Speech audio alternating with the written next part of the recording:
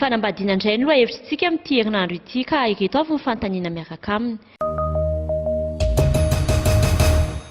Aminao ilaina ve manambady satria nahoana? Amiko aloha tena ilaina ny manambady satria rehefa manambady ianao dia miteraka. Dia iny zanakao iny rehefa antitra ianao iny ny karakaranao. Tsisy fianakaviana vitanao zany mihitsy ny raha mbola eto ambonin'ny tany fa na ny vadinao na ny zanakao no mahavitanao. Ia, ilaina ny manambady raha amiko manokana satria izarana fitiavana, ifanampina anaty tokantrano iray dia hafa ihany kokoa zany hoe misy vehivavy anaty tokantrano iray zany. Ilaina ny manambady satria mba tsy hahavery an'ilay anarana zany ohatra, na koa ilay hoe arakaraka vocation io, raha vocation anao manambady dia manambady ianao zany. Olona manao ahoana ny tsara atao vady? Ny olona tsara atao vady ngamba amiko manokana olona mba efa matotra, dia olona manana antom-pivelomana fa tsy hoe olon'olom-poneny. Tsy haiko ny fomba filazan'ny olona azy mitaingitaingy tamboho ve sa inona dia ireny dia alaina vady. Amiko zany olona efa miasa olona miasa mahavelona vady aman-janaka tsara, izay ny tsara atao vady. Olona mba tsara fanahy, tsara toetra moa mazaka havam-bady, izay ngamba.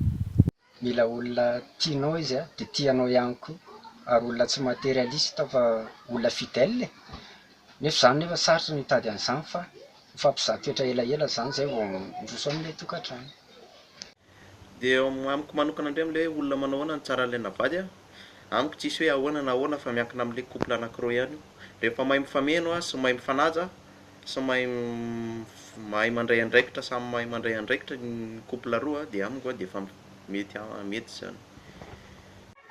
Ny olona tsara ho vady dia ilay olona hita mihitsy fa efa vonona tena vonona hiditra amin'ilay lalàna fanambadiana zany.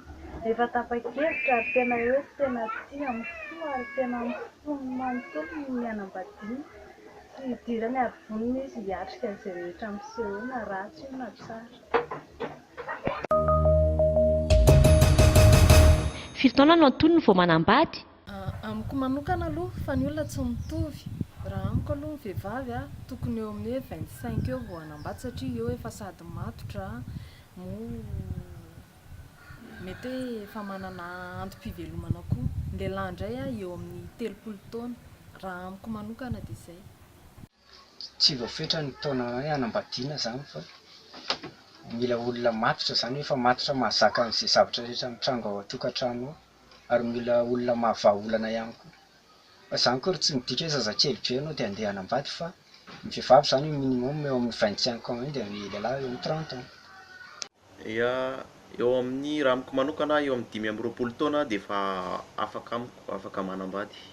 Fa misy io koa miankina amin'ny tsirairay rehefa hain'ny zareo roa no mifampitondra sy mifankazatra toetra dia efa afaka manambady zany. Ny taona indray io zany tsy afaka maritra hoe firy taona satria misy ary ny olona 19 taona ohatra dia efa hita hoe matotra tsara mihitsy izy ao amin'ny sehatra fanambadiana, vonona tsara.